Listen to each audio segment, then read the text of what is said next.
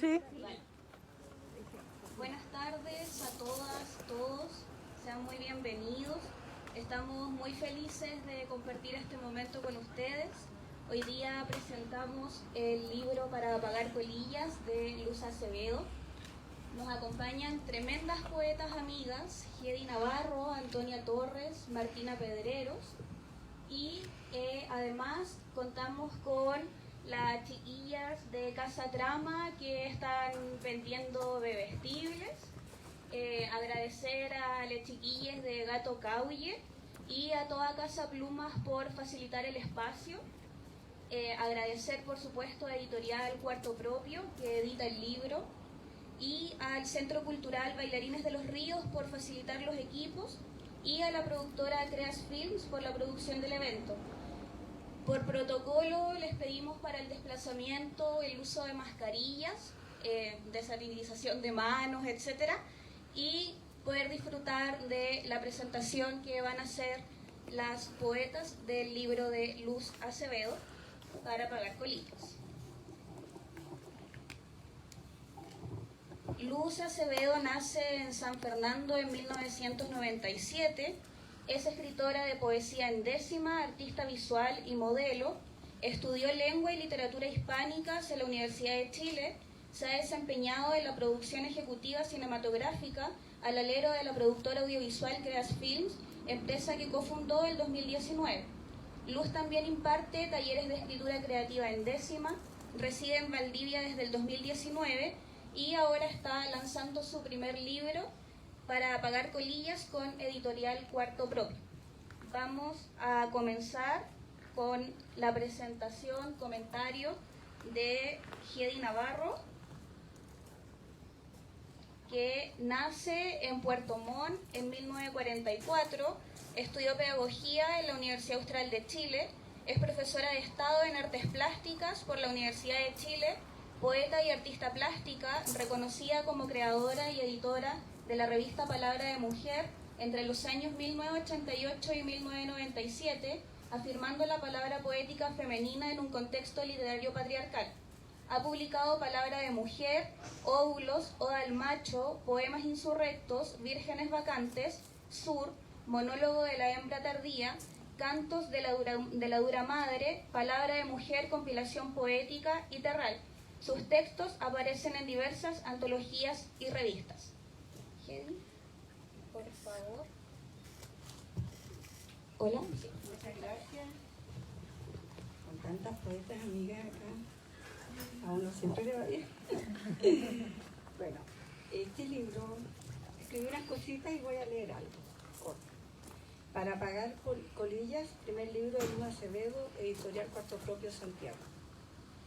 Se me vino a los brazos como su voz una mañana en que me llamó por teléfono, la autora, para presentarse y hablarme de este nuevo habitante de la poesía chilena, con sus novedades, sus pasos inesperados, que lleva el ritmo del cantar popular, la huella de los cantores, la música de la violeta, la paya.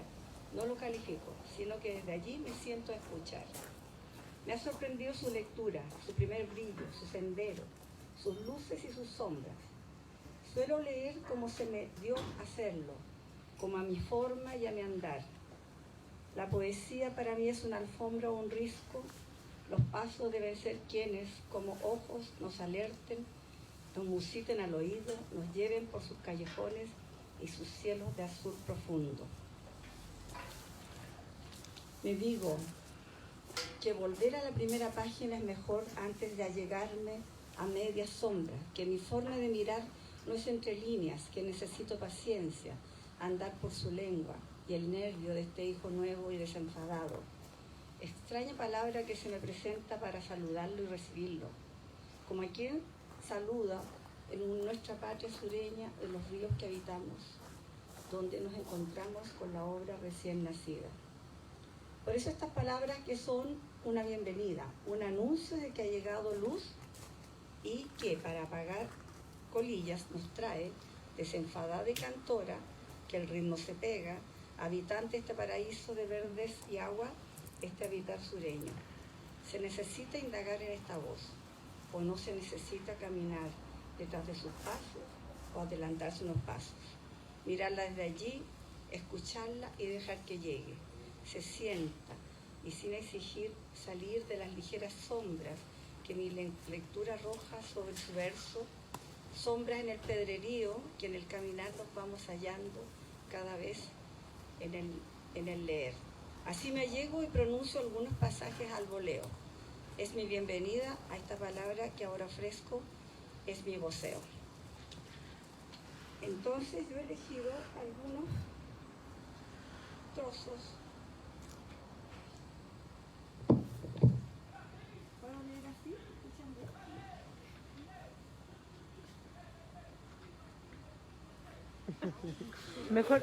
Mejor con el micrófono. Ya, Sí, mejor con micrófono. van a ser como estrofas, trozos de la oración, del poema de la oración.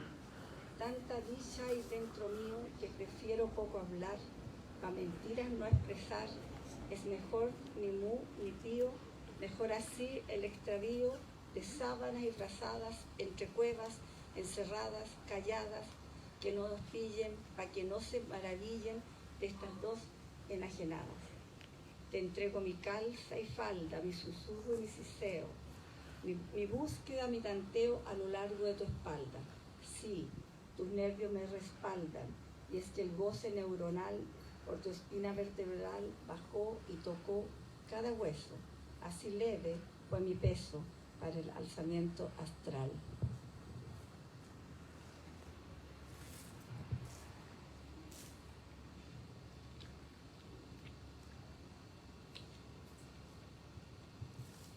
De un poema llamado La Muertita, algunas partes. De noche las muertas florecemos, de día nos guardamos tras las cordilleras. Cuando no hay nadie que observa, la reja se abre y rechina, y si nunca la adivinan es por causa de la hierba. Esta todo se reserva, cuando mucho alumbra el sol, pero hoy se apagó el farol. Alguien se muere de miedo. ¿Podrá acordarse del credo? ¿Podrá hablar en español?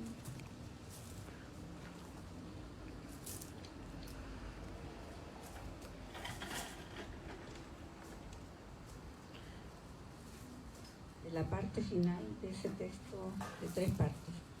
Yo jamás había tocado hendidura tan profunda en la tierra que circunda. Hace años que no se ha observado, juro. Nunca había pensado en que fuera a estar después viva y coleando otra vez, colapsando el subterráneo, pues lo que sembré en mi cráneo hoy me llega hasta los pies.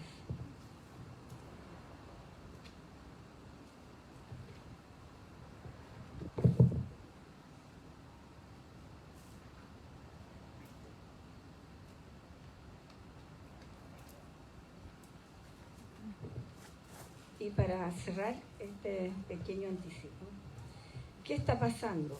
Nostalgia. De la dicha ya pasada, de la mosca, de la hormiga, porque todo lo mendiga neurona que está enrollada. De la ocasión terminada, hace 3 décadas ya, a su ceniza amarrada permanece la nostalgia, que cuando viene presagia la tormenta que vendrá. Y los dedos como plantas, verdes por la uña embarrar, ¿quién podrá desentrañar con escarchada garganta? Voz que sollozando canta la tonada del recuerdo, y entre acordes yo me pierdo, pues de poco y nada entiendo, quien olvidando pretende arreglar un desacuerdo. Y ese es mi saludo a Luz, a su texto, y hay que seguir leyéndolo de todas maneras. Y gracias por la invitación.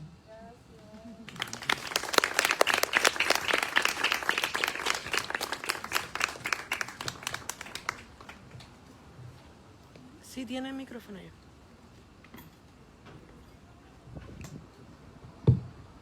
Muchas gracias, Hedy.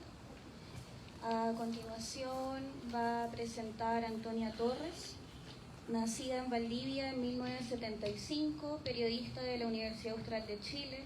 Ha publicado los libros de poesía Las estaciones aéreas, Orillas de tránsito, Inventario de equipaje, Unzú, y la traducción al alemán de este último, Mudanza um Zoom. También la novela Las vocales del verano y la selección poética Las secretas costumbres. Es autora de algunos textos académicos en torno a la idea de nación, memoria y postdictadura chilena. Enseña literatura y escritura creativa en Valdivia. Muchas gracias. Muy buenas tardes a todas, a todos, a todes, especialmente a Luz, a mis compañeras también, a Martina y a Hedy. Yo lo primero que voy a comentar es que no hice una presentación en rigor, escrita, que puede ser después publicada, así que lo que aquí diga queda acá, para que no se lo cuenten a nadie. Y lo otro es que debo decir que para mí fue una lectura difícil, en algún sentido. Tuvo momentos que incluso no he logrado descifrar. Creo que es propio también eso de la poesía, supongo, que puede ser así. Y de partida quería comentar que el título ya supone un desafío, ¿no? Como para apagar colillas. Yo me preguntaba cuáles son las colillas que quiere apagar Luz Acevedo, ¿no? Las de un poema que se extingue, las de un modo de hacer o de escribir, o la de un mundo que se acaba, ¿no? Es bien interesante que este poemario aparezca justo ahora y tiene señales de eso en la escritura, justo en medio de la pandemia, ¿no es cierto? Y que escriba sobre la pandemia, que se atreva en la contingencia a hablar y dar cuenta de ella. De alguna manera está el estallido y en general los disgustos y la desazón que han expresado las disidencias, ¿no? Y eso está efectivamente en este poemario, ¿no? Entonces es un libro que tiene un riesgo desde mi punto de vista, ¿no? Cuando los libros son muy coyunturales también tienen el riesgo de quedarse en esa coyuntura y no trascender. Y eso es un juicio que tendremos que hacer los lectores. Pero creo que es interesante, ¿no? Así como apareció, el otro día comentábamos a propósito de la presentación con la Nona Fernández, este libro de ella, Preguntas Frecuentes, que también es un libro muy contingente y muy atrevido en el mismo sentido, ¿no? Voy a hablar de la pandemia ahora mismo cuando está pasando. Voy a publicar inmediatamente ahora, ¿no? En los primeros meses. Hay algo, yo creo, de ese gesto. ¿Por qué décimas hoy día? ¿Qué sentido tiene escribir en décimas, ¿no? ¿Qué actualidad puede tener una forma métrica, una forma poética que, digamos, que surge en el siglo XVI, ¿no? O por qué décimas en un tiempo en que ya nadie las escucha, nadie las escribe, las tarareamos con suerte cuando, ¿no es cierto?, recordamos a Violeta Parra, por ejemplo, por decir algo, ¿no? No me voy a poner los lentes. Yo creo que no es casual, que hay un gesto inconsciente también en los escritores y en los poetas. La décima es una forma en Chile que viene justamente de la poesía social, de la poesía de protesta, ¿no? La décima que viene justamente también de la lira popular, fue una de las grandes expresiones de la décima, ¿no es cierto? Como por allá entre mediados del siglo XIX hasta ya bastante entrado el XX, la lira popular tuvo auge, apogeo, y en un formato bien curioso que es el de la calle, ¿no? Y acompañado de imágenes, de grabados. También se le llamó, estuve buscando, literatura de cordel. Miren qué bonito, porque se colgaba en los muros, en los árboles o en los cordeles. Entonces era una poesía, digamos, que tenía un principio muy democratizador, ¿no? Como de que llegara a todo el mundo, de que fuera pregonada, que fuera, digamos, recitada, voceada públicamente en las calles. Y en ese sentido era un medio de comunicación masiva, ¿no? O sea, las décimas documentaron momentos históricos importantes, documentaron personajes, ¿no es cierto? Entonces yo me preguntaba, en ese mismo sentido, ¿por qué la Luz hace esas décimas? ¿Tendrá que ver con eso, no? ¿Qué quiere democratizar o qué discurso o qué mensajes quiere democratizar ella? ¿Qué está gritando esta poesía? Una pregunta que hay que hacerse. Yo creo que los temas que son bien disímiles, esto es como una especie de laberinto que tengo acá, por suerte le puse número. Los temas de los que habla, yo creo, y de que justamente son los que quiere vocear, son, y en ese sentido es un libro ambicioso, bien ambicioso. Aquí me voy a poner un poco profesoril, si se quiere, como quiere abarcar mucho, ¿no? Está la pandemia, están las discriminaciones sociales y sexuales, está el lesbianismo, está la escritura pura y la escritura de mujeres también, ¿no? Esa particularidad. Está el erotismo también. Ya está, hay una nota por ahí a la delincuencia, que podríamos relacionar digamos también con el estallido, ¿no? Y lo otro que me resultó sumamente interesante, y yo creo que es una gran cita, es la evocación transversal en todos los poemas a la figura de Sor Juana, ¿no? Y es de hecho la cita con que se abre el libro. Sor Juana Inés, justamente. La voy a leer porque es Sor Juana era una intelectual, doctora de la iglesia, ¿no es cierto?, muy sofisticada. Y es bien interesante porque cita eso a la luz, y luego fíjense lo que dice después. Voy a citar primero a Sor Juana Inés de la Cruz. A tus manos me traslada la que mi original es, que aunque copiada la ves, no la verás retratada. En mí, toda transformada, te da de su amor la palma, y no te admire la calma y el silencio que hay en mí, pues mi original por ti pienso que está más sin alma. Entonces, es curioso que cite justamente un verso que hable sobre, en algún sentido, la escisión de la identidad o la idea del doble también, ¿no? De que se produce justamente en la escritura, ¿no? Que la escritura siempre estamos, en algún sentido los escritores, hablando, pero ya no somos nosotros mismos, ¿no? Hay un yo que habla, que se distingue un poco de uno mismo al escribir. Y luego, Luz, muy campante, dice en la segunda página, después de citar nada menos que a Sor Juana, dice, léase o al menos piénsese en voz alta, ¿no? Como una suerte de dictum o advertencia, nos pide que leamos estos poemas en voz alta, ¿no? Y también con eso nos está diciendo que son poemas para ser declamados o cantados, ¿no? Pero también con eso se produce un poco ese desdoblamiento del que habla la cita de Sor Juana al principio. ¿Y por qué Sor Juana? No lo sé, pero en todo caso puedo especular algunas razones. Es una figura, obviamente, que ofrece paralelismo con todas las mujeres escritoras, ¿no? En Latinoamérica, sobre todo en Hispanoamérica. Que es una mujer que tuvo que refugiarse en la institución de la iglesia y en la institución del poder, finalmente, como un modo también de poder, desarrollar su intelecto, ¿no? Desarrollar su escritura. Y eso, curiosamente, ¿no? Meterse en un claustro para poder tener palabra pública. Fíjense la paradoja, ¿no? Por supuesto que esa es una salida Sor Juana que se ha romantizado mucho, pero que no deja de ser cierta y tener paralelos con las escritoras mujeres de todos los tiempos, ¿no? Yo me pregunto si es todavía actual ese paralelo. Pienso que sí, en cierta medida.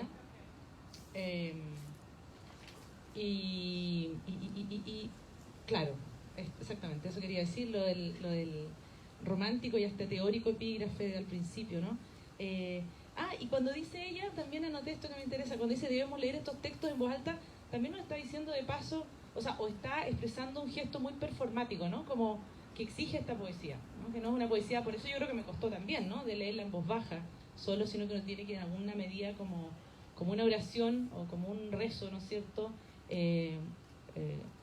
Leerlo a viva voz. Porque es música, porque es más música que cualquier otro poema, ¿no? En general las décimas, los sonetos, y con eso quiero terminar, digamos, con esa idea. El poemario lo recomiendo por las siguientes razones. Contiene muchos aciertos notables que yo creo que debió haber desarrollado la poeta, varios tesoritos, con mayor profusión, ¿no? Voy a citar algunas cosas, y cosas bien interesantes, porque tiene incluso, diría yo, podemos discutirlas después en una copa de vino, pero incluso contradicciones, ¿no? en sus poemas. Por ejemplo, en un esfuerzo un poco meta-escritural o meta-poético, en el poema No escribir, fíjense que un libro de poesía tenga un poema que diga No escribir, que voy a leer por lo menos un pedacito. Bueno, no es tan largo, fíjense lo que dice No escribir, dice: ¿para qué escribir? ¡Qué tedio! Mejor cagar o dormir, solo esperar existir sin registro de por medio.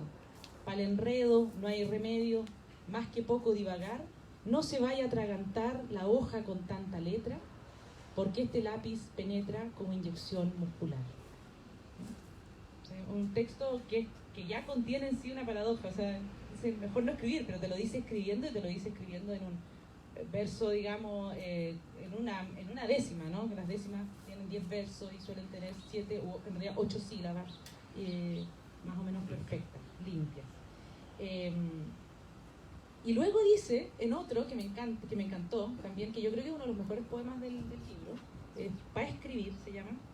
O sea, a mí tiene un poema que dice no escribir y otro dice para escribir. Es una persona que está un poco disociada, pero bueno, todo lo estamos y eso es interesante que quede ahí. No es un juicio, ¿eh? O sea, yo creo que son importantes las disociaciones, las identidades fluidas. Para escribir dice, por ejemplo, para escribir hay que saber que para sacar buen verso hay que partir al reverso, no escribir para leer.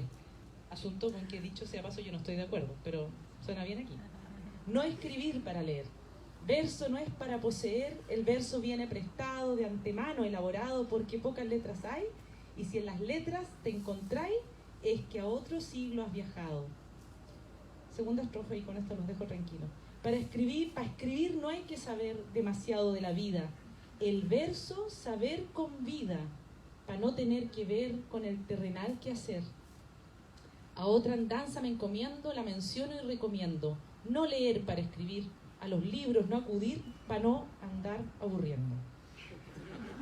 Ahora, pero hay una admiten que hay una paradoja, el verso es saber con vida, y yo creo que en eso estoy totalmente de acuerdo, y con eso quisiera terminar. En realidad, digamos que hay algo interesante en la recuperación de esta forma poética, métrica, porque es una forma en donde, o sea, yo creo que toda poesía lo tiene, en donde está siempre la forma, digamos, también al servicio del fondo, ¿no? Del sentido que quiere transmitir. El forma y fondo están actuando de una manera misteriosa, ¿no? Significante y significado, ¿no? Por decirlo en términos lingüísticos, ¿no? Como el signo se vuelve muy poderoso, ¿no es cierto?, en el sentido, los alcances de ese sentido, cuando se combina de una manera misteriosa, ¿no? Por eso nos parece tan natural una verdad dicha así, ¿no? O nos parece una verdad, mejor dicho, aunque diga cosas con las que yo no estoy de acuerdo, pero me llega a convencer, ¿no? Es el poder de la retórica también. Así que nada, celebrar el libro con algunos reparos, pero leí, digamos, lo que más me gustó, incluso sus contradicciones. Así que muchas gracias, Luz, y larga vida.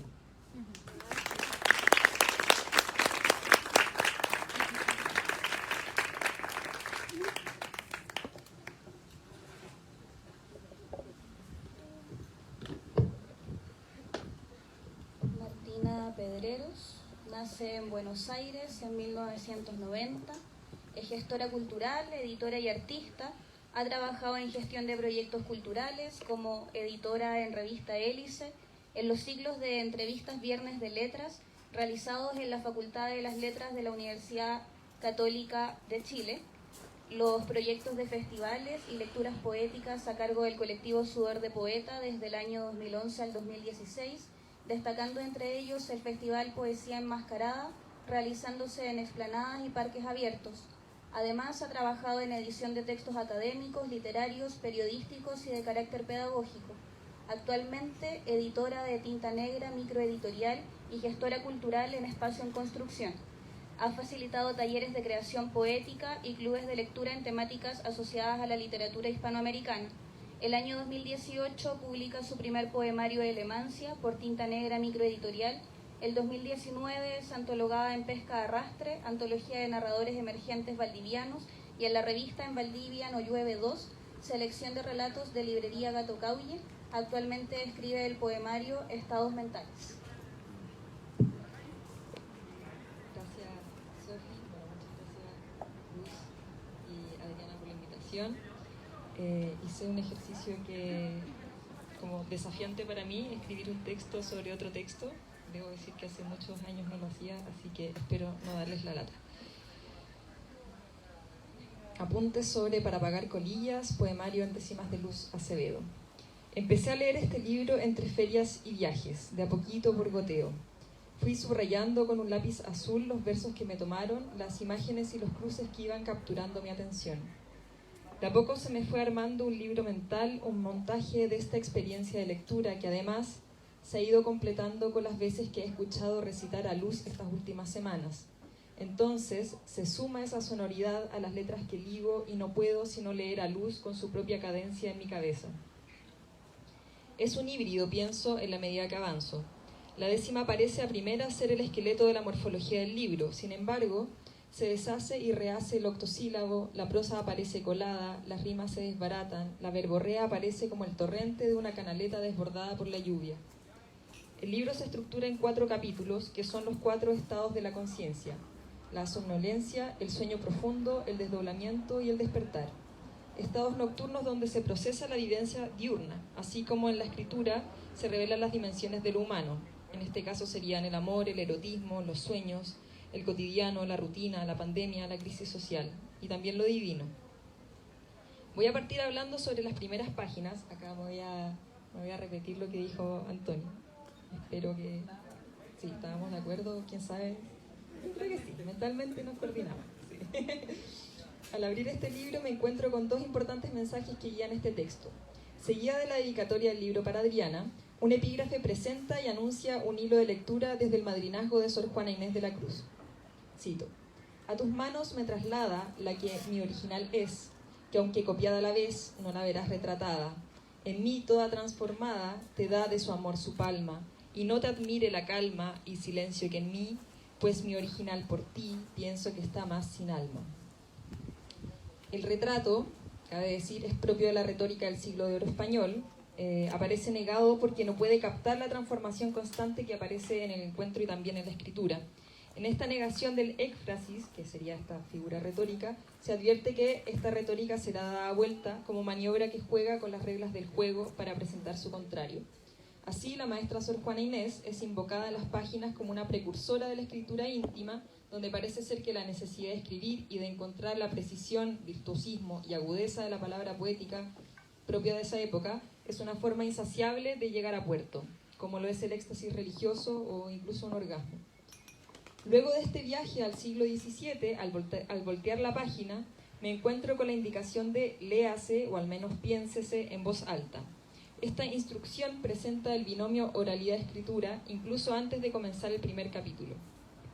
Haciendo referencia a la naturaleza oral de la décima, la autora nos invita a una experiencia particular de lectura que incluso, tiendo a creer, sugiere que este libro es una transcripción de una escritura en voz alta.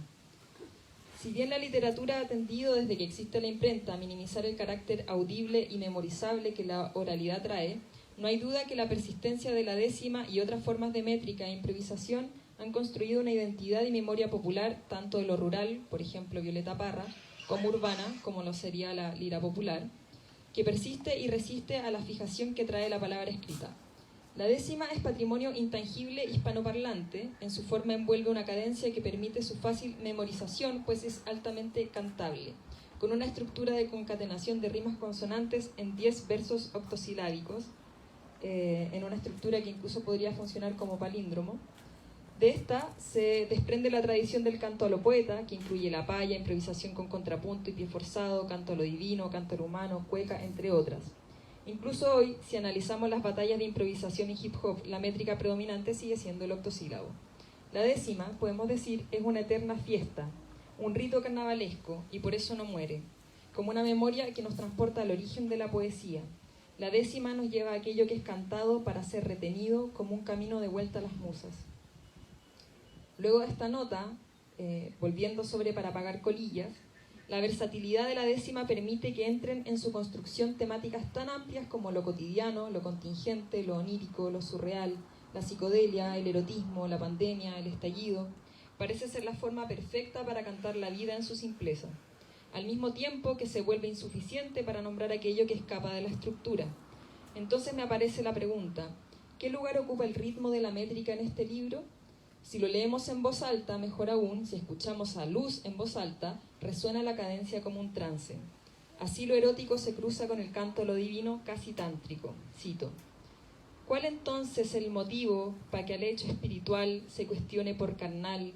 ¿Acaso no es emotivo cometer acto amativo? O: te entrego mi calza y falda, mi susurro y mi siseo, mi búsqueda, mi tanteo a lo largo de tu espalda.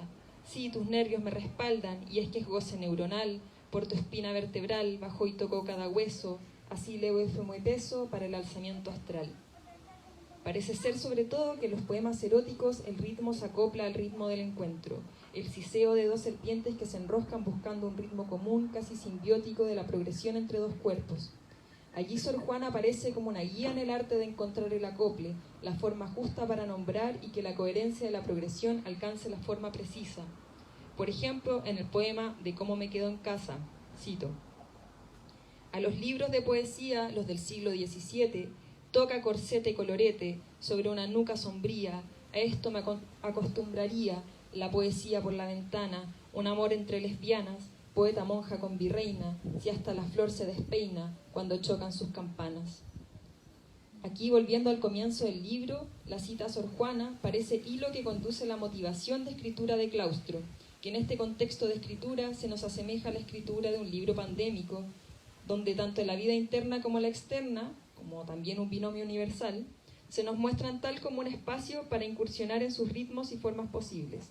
Dato no menor, Sor Juana muere en servicio como médico en una pandemia. Finalmente, hacia el último capítulo del libro, aparece la reflexión metaliteraria como una manera de sintetizar los poemas anteriores, casi como una justificación de una verborrea necesaria para incursionar en los recursos retóricos que la métrica de la décima trae. Cito: para escribir. Para escribir hay que saber que para sacar buen verso hay que partir al reverso, no escribir para leer. Verso no es para poseer, el verso viene prestado, de antemano elaborado, porque pocas letras hay, y si en letras te encontráis, es que a otros siglos has viajado. Esto hila de algún modo el parentesco con Sor Juana, el recurso de traer al presente una forma que ya tiene memoria, que la incluye en una tradición o linaje de escritura. Así, la décima de luz actualiza la forma, a la vez que muestra las aristas que hoy toma y subvierte, incluso con la intromisión de prosa en algunos poemas. El último capítulo del libro, Despertar, termina con autorretrato. El pecho, escudo de acero, para enfrentar la ola de frío, la saliva forma ríos, de petróleo para el brasero, en él moriré si muero, en un futuro cercano, un pie cantará en soprano, una danza hará después, sin razón, sin interés, más que no morir en vano. En estos versos, como si el tránsito entre los estados de conciencia se consumara en la indicación del yo soy en la muerte, aun cuando es la permanencia del libro aquello que permite una aparente trascendencia, el no morir en vano, como verso final, es la autoafirmación del hablante en su verborrea, como presencia, a la vez que nos recuerda la negación de capturar un retrato, como advertencia de Sor Juana al comenzar, como si todo fuera un loop temporal imposible de sortear. Es el delirio de la noche también, que al despertar nos impone la coherencia de la vigilia, una conciencia que organiza para luego en la noche volver a la somnolencia, el sueño profundo, el desdoblamiento y el despertar. Un delirio consensuado por las noches donde todo comienza una vez más. Muchas gracias. Gracias, Luz, por la invitación y por la posibilidad de leer.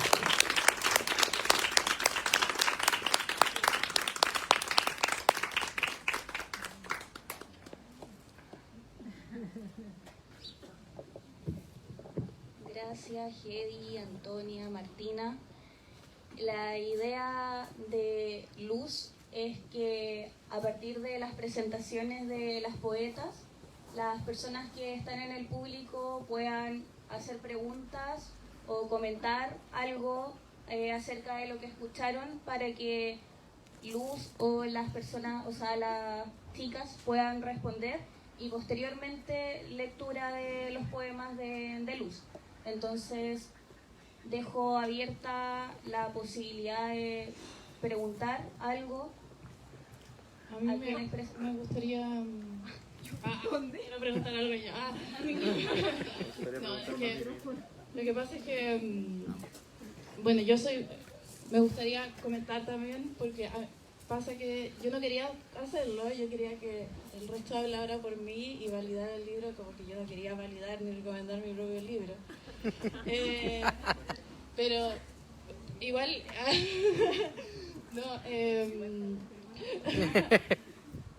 pasa que a mí yo soy súper fanática de ir a los recitales y me gusta más, de repente más recitar que escribir o estar leyendo. Me encanta eso de lo performático y yo como que tengo el estilo de cuando llego a recitar a un lugar, como que nunca me presento ni digo nada antes de recitar. Como que tiro al tiro el poema y me gusta esto como de desconcertar y que sea como una cosa súper teatral. Me carga explicar el tema del libro, pero ahora es el lanzamiento del libro, entonces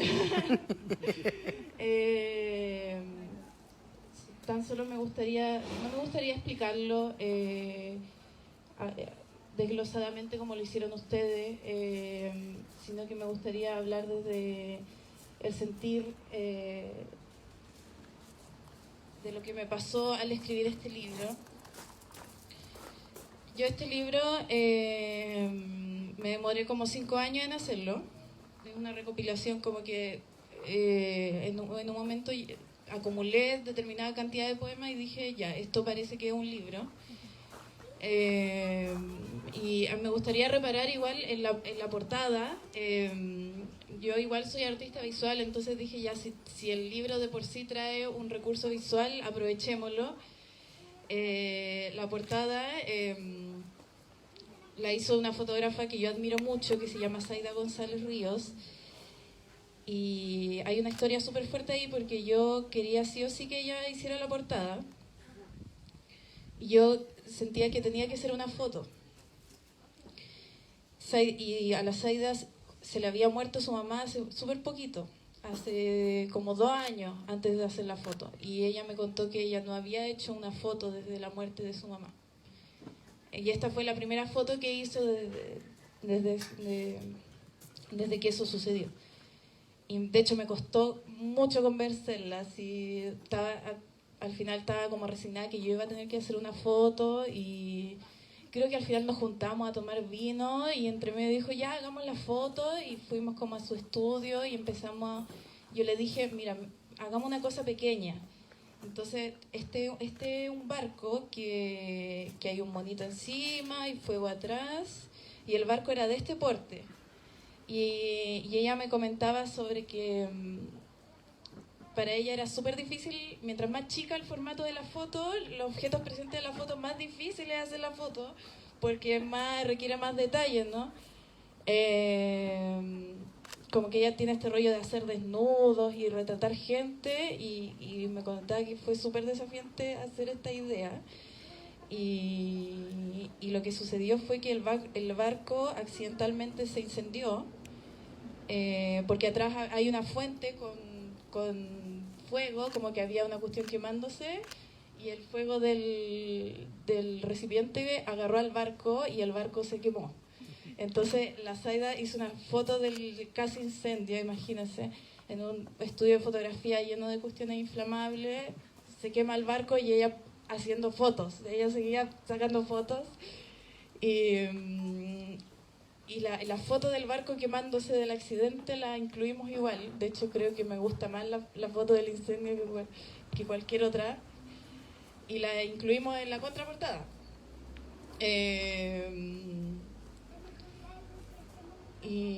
Bueno, como que quería comentar ese detalle porque para mí lo visual igual fue súper importante en este libro, y comentar un poco que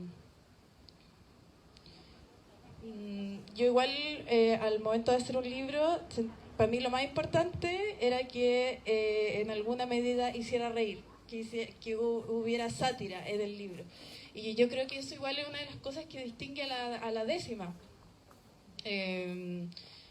Porque la décima originalmente, sobre todo en contexto colonial en Latinoamérica, se practicaba en las fiestas y era un modelo distinto al que conocemos ahora como literatura, ¿no? Porque ahora a la literatura uno la asocia con la lectura silenciosa, personal, individual. Rara vez uno comparte con otra persona lo que está leyendo. En cambio la décima en su momento fue como un acontecimiento más que un libro. De hecho era una forma para hacer poesía para aquellos que no sabían leer. Entonces definitivamente fue un libro en que traté de conciliar lo festivo y lo satírico, pero también lo lo oscuro. Yo creo que para concluir lo que me pasa con este libro es que es una conciliación entre mi lado festivo, mi lado alegre y mi lado oscuro. Es una reconciliación entre ambas partes y eso quería decir sobre el libro. No sé si alguien quiere decir algo.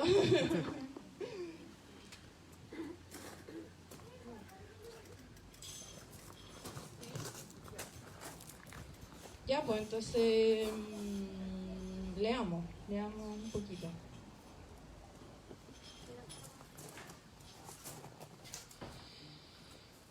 Ya, a ver.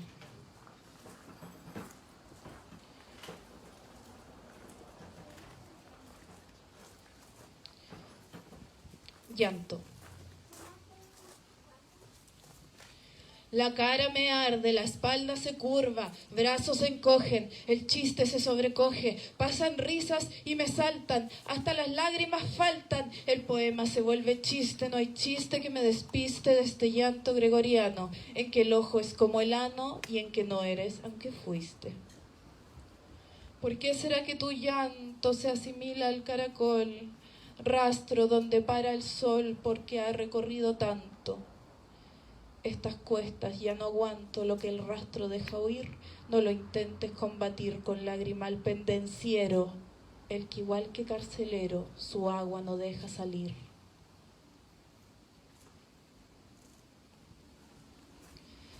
Cara río, iris seca, encogido el cuello caldo, mojado asiento y respaldo, chorrea el labio, se enchueca, aquella mojada mueca se ha hecho parte del sillón, y pañuelos por montón, apilados en el piso, hasta la calle diviso, aquel tu charco llorón. Soy la pileta instalada a cuadras del paradero, soy piscina, soy estero, soy la ciudad inundada, pero no me pasa nada, ya no me mires así, ahora mírame, ahora sí, y perdón por lo mañosa, es que me ahoga tanta cosa, porque no fui maniquí.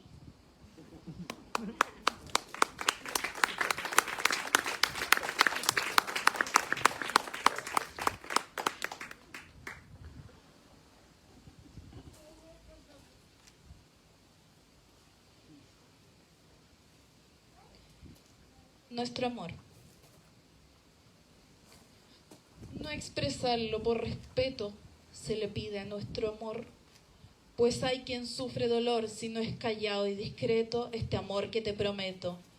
Al mismo tiempo llamamos, ojos que no controlamos, pues vuelan para posar sus pestañas y gustar del placer del que gustamos.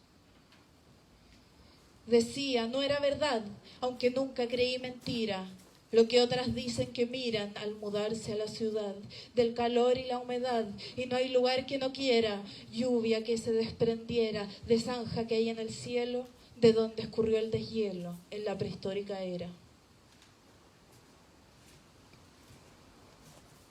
No hubo diluvio cristiano como este tuyo, goterón, con un gesto tiritón cuando muevo así la mano, como en melodía en piano, y nadie puede imaginar que recorro sin mirar ese cuerpo acostumbrado a obtener tecleo alado cada noche sin parar. ¿Cuál entonces el motivo para que al hecho espiritual se cuestione por carnal? ¿Acaso no ese motivo cometer acto amativo?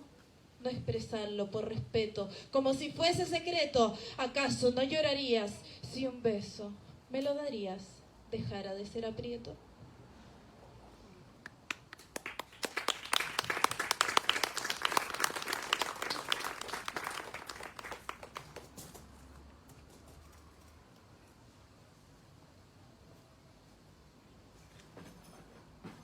Hay un poema en este libro que es el único que no tiene décimas, pero que también rima, porque no, me cuesta mucho escribir sin rimar, como que aunque trate de escribir en prosa o en otro formato, siempre termino rimando.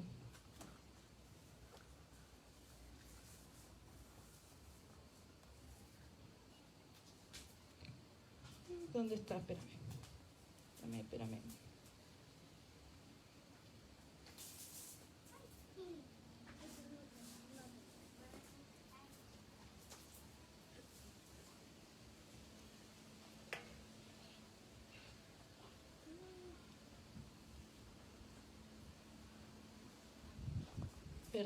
Perdón. Las flores. 31. Ahí llegué. Ya. Me voy a parar para esto.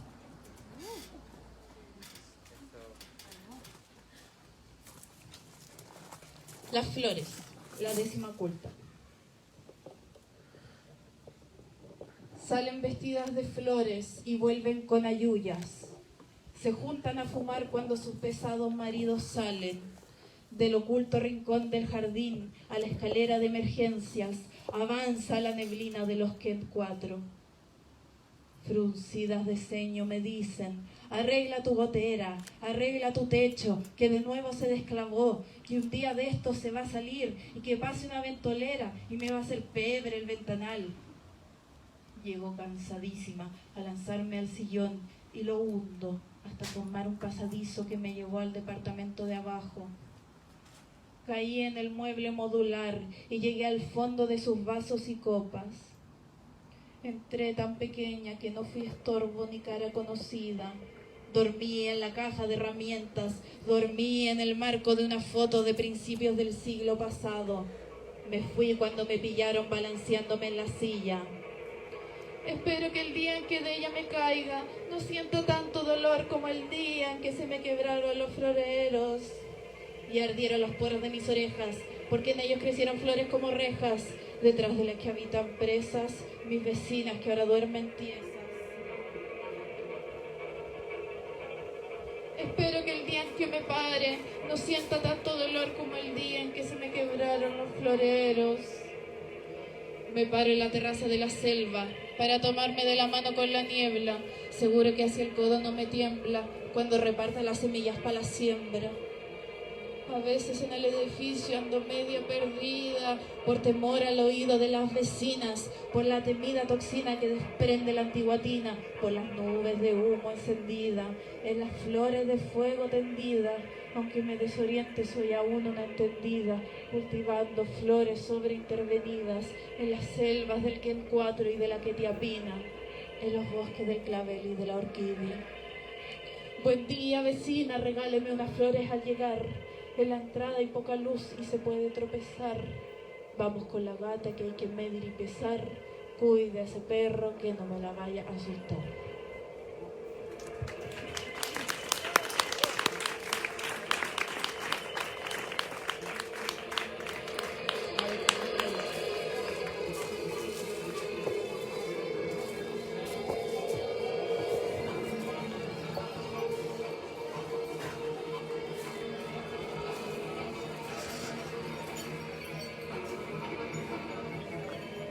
Párense igual para mirar. Acérquense.